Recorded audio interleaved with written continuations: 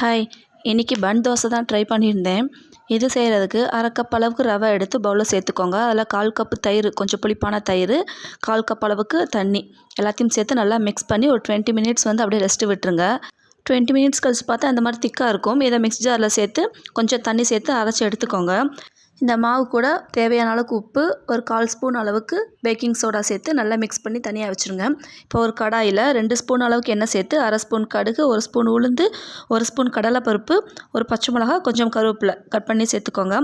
எல்லாம் நல்லா பொரிஞ்சதுக்கப்புறம் 2 பெரிய வெங்காயம், மீடியம் சைஸ் பெரிய வெங்காயத்தை குட்டியாக கட் பண்ணி சேர்த்துருக்கேன்.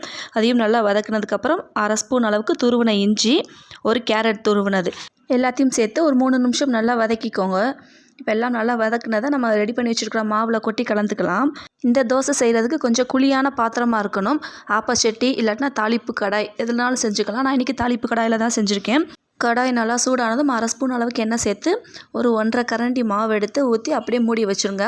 ஒரு பக்கம் நல்லா வெந்ததுக்கப்புறம் திருப்பி போட்டு இன்னொரு பக்கம் நல்லா வேக வச்சு எடுத்துக்கோங்க. இது செய்யும்போது அடுப்பை லோ ஃப்ளேமில் வச்சுக்கோங்க. சின்ன கடாயினால் சீக்கிரம் வெந்துடும். அவ்வளோதான், சூப்பரான பன் தோசை ரெடி ஆயிடுச்சு. நல்லா ஃப்ளஃபியாக சூப்பராக இருந்துச்சு. வீட்டில் ட்ரை பண்ணி பார்த்துட்டு எப்படின்னு